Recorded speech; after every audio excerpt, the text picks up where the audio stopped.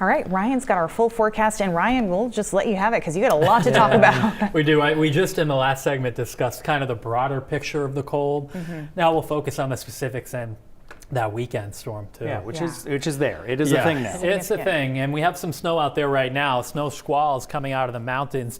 These snow squall warnings are typically issued by the Weather Service either for interstates or state highways, and my suspicion is this one was issued, it actually just dropped, allowed to expire at 5:15, but I think part of the reason it was issued is because this squall is headed right for Route 2. So Rumford, you're getting a burst of snow right now. It's going to head toward Jay and Farmington. Looks like Kingfield and the Carrabassett Valley getting a decent band of snow moving through there too. These are on the leading edge to tomorrow's cold, which is really just a step back in the temperature, and then the Arctic air comes in for the weekend. High pressure coming straight down out of Canada, going to deliver that to us and most of the eastern U.S. So through the evening, these snow showers slide east. Temperatures tonight by tomorrow morning will be in the single digits north to teens just about everywhere else. There will be partial sunshine tomorrow, but clouds likely billow up during the middle of the day, and there could be a snow shower or squall tomorrow afternoon.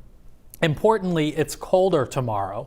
Teens up north, low to mid 20s everywhere else, could sneak into the upper 20s briefly on the coast.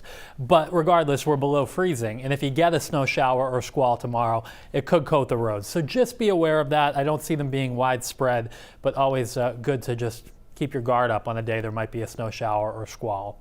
Saturday, we're in the cold. These are air temperatures, not including the wind chill, and this is Saturday afternoon.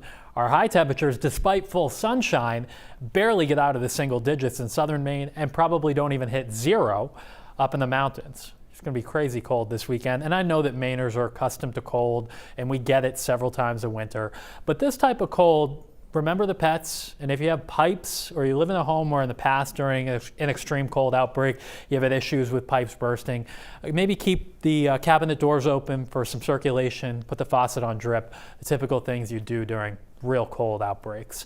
Now this cold and mild air coming up from the south create a classic battle for a storm to form, and there will be a mess through the southeast and the deep south this weekend. Air travel, hubs like Atlanta, Charlotte, DC, all going to be impacted by this. It's going to be tough getting around by air. Around here, we get the majority of the weekend in dry. It's really Sunday night into Monday, this storm starts to move in. And I've heard from people who have plans to watch the Pats game. It's going to be close. You'll have to check in as the precise timing becomes more certain over the next 2 days, but the heaviest of this snow likely falls late Sunday night through Monday morning, and look at the temperatures. They are cold. This will be a pure powder snowfall. I'm not sure it's really fluffy, but it will be like powder that you get out west. That's how much limited moisture content really will be in this snow. And it continues at a lighter pace even into Monday afternoon. First call on snowfall. Again, this may be adjusted some, but 6 to 12 inches a good bet through a lot of central Maine between Portland and Farmington. 3 to 6 inches north of Bangor and lesser north of there. We will watch southern Maine for potentially 12 to 18 inches down through York County. They should be the jackpot.